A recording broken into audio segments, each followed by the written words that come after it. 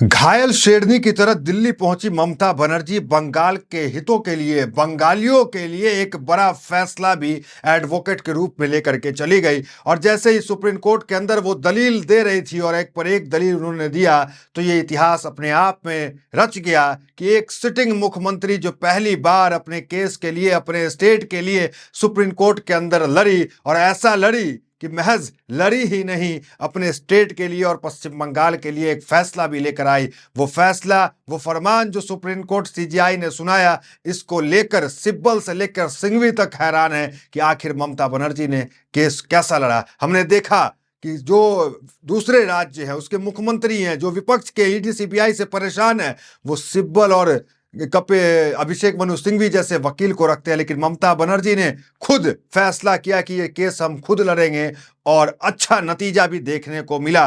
तो कुल मिलाकर किसी घायल शेरनी की तरफ ममता बनर्जी दिल्ली पहुंची थी और यहां 3 दिन तक ऐसा दहाड़ी कि पूरी दुनिया ने देखा, पूरा देश ने देखा कि ममता बनर्जी जो सच में विपक्ष जो होता है, जो विपक्ष को जो होना चाहिए, वो ममता बनर्जी ने यहाँ पे वो सब करके दिखाया। देखिए, सबसे पहले आपको हम बताते हैं कि ममता बनर्जी को लेकर सीजीआई ने, ममता बनर्जी ने महज 5 मिनट का वक्त मांगा कि आप 5 मिनट दीजिए, हम पूरी चीज आपको बता देंगे, सब कुछ क्लियर कर देंगे। तो क्या कुछ कहा सीजीआई सूर्यकांत ने, ये भी बड़ा इंटरेस्टिंग है। इन दोनों की मुलाकात, जो बातचीत हुई, उसको लेकर के बताते हैं आपको। देखिए, ममता बनर्जी ने कहा, सुप्रीम कोर्ट में दलील रखने को ममता बनर्जी ने की 5 मिनट की मांग। सीजीआई बोले 5 मिनट नहीं 15 मिनट दूंगा। ये देखिए क्या है, अनुमति मांगी। शुरुआत में ममता बनर्जी 5 मिनट तक बहस करने की अनुमति मांगी। प्रधान न्यायाधीश ने जवाब में कहा कि अदालत उन्हें अपनी बात रखने के लिए 5 मिनट नहीं बल्कि 15 मिनट का समय देगी। बनर्जी ने कहा कि समस्या यह है कि हमारे वकीलों ने शुरू से ही हमारा पक्ष रखा, लेकिन सब कुछ खत्म होने के बाद भी हमें न्याय नहीं मिला, हमें कहीं भी न्याय नहीं मिल रहा है। मैं एक बंधुआ मजदूर हूं महोदय, ये ममता बनर्जी ने कहा। और ममता बनर्जी ने सिर्फ 5 मिनट मांगा कि 5 मिनट में मैं अपनी पूरी बहस कंप्लीट कर दूंगी। और ममता बनर्जी पे एक कहें कि बड़ा दिल जो है सीजीआई ने दिखाया और उन्हें 15 मिनट देने का काम किया। तो 15 मिनट में ममता बनर्जी, आप जानते हैं किन किन मुद्दे को उठाई, सब कुछ वहां पे बोली थी ममता बनर्जी ने, वो हमने कई वीडियोस में आपको बताया।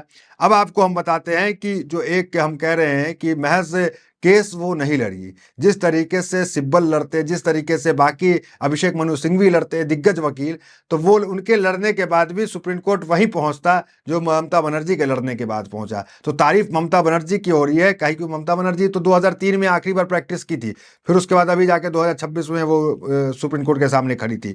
तो क्यों हम कह रहे हैं कि एक बड़ी जीत है? जीत इसलिए, देखिए हेडलाइन, सुप्रीम कोर्ट में ममता की धारदार दलील, चुनाव आयोग को नोटिस, अगली सुनवाई सोमवार को।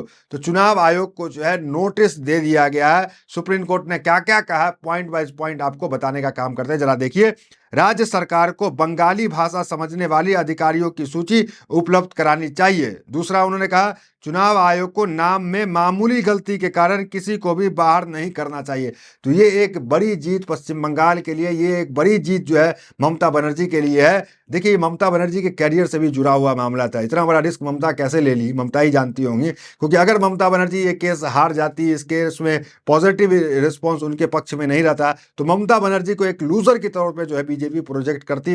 लेकिन यहाँ पे ममता बनर्जी जो है वो विनर के तौर पे जो है प्रोजेक्ट हो रही हैं। तीसरा पॉइंट देखिए जो सीजीआई ने कहा, वो क्या है, हमें सुनवाई की सूचना देते समय अधिक सावधानी बरतनी चाहिए, सुनवाई सोमवार को दोबारा होगी।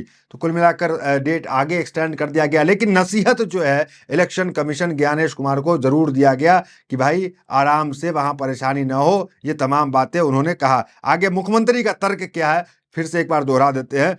एसआईआर प्रक्रिया असल में सिर्फ नाम मिटाने के लिए है। दूसरा, शादी के बाद जब लड़कियां अपने ससुराल जाती है तो उनके नाम मिटा दिए जाते हैं। तीसरा, गरीब लोग जब घर बदलते हैं तो उनके नाम मिटा दिए जाते हैं। पश्चिम बंगाल को जानबूझकर निशाना बनाया गया है। जिस काम में 2 साल लगते हैं उसे लोग 2 महीने में ही कर रहे हैं, और इस दौरान उन्हें परेशान किया जा रहा है। मैं किसी पार्टी की ओर से नहीं बल्कि मानव अधिकारों की रक्षा के लिए बोल रही हूँ। तो ममता बनर्जी का ये तमाम तर्क जो है वो सुप्रीम कोर्ट में उन्होंने दिया कि ना तो वो मुख्यमंत्री के तौर पे, ना तो किसी और पार्टी लीडर के तौर पे, मानव अधिकार के तौर पे मैं यहाँ पे अपनी बात को रख रही हूँ। तो एक चीज़ और हम दिखा दें कि सिब्बल के मामले में क्या, कपिल सिब्बल वहाँ पे मौजूद थे, तो सीजीआई ने क्या कहा, जरा वो देखिए। सिब्बल जैसे काबिल वकील हैं, उन्हें पक्ष रखने दे, ममता से बोले सीजेआई। ममता बनर्जी ने सुप्रीम कोर्ट से आग्रह किया था कि उन्हें दलीलों में पेश करने दी जाए, जिस पर सीजेआई सूर्यकांत ने उन्हें कहा कि कोर्ट में कई काबिल वकील हैं, मिस्टर कपिल सिब्बल भी हैं, आप उन्हें पक्ष रखने दीजिए। 19 जनवरी को कपिल सिब्बल ने विस्तार से बताया कि बंगाल में एसआईआर की प्रक्रिया को लेकर क्या दिक्कतें सामने आ रही है। उन्हें यह भी बताया कि बंगाल सरकार को आशंका है कि राज्य के वास्तविक निवासियों को लिस्ट से बाहर किया जा सकता है। तो कुल मिलाकर कई मुद्दे हैं जिसे ममता बनर्जी ने वहां पर सुप्रीम कोर्ट के अंदर रखा। पहले तो वो वीडियो भी जरा आप देखें जब वो बातचीत कर रही थी, अपनी बातों को रख रही थी। Observation of final authority, election commission, WhatsApp commission is saying it is only the mic to observer. Only they are deleting all the names. तो सुना आपने ममता बनर्जी को। तो फिलहाल इस वीडियो में इतना ही, मिलता है अगले वीडियोस और मेरे साथ। बहुत बहुत धन्यवाद।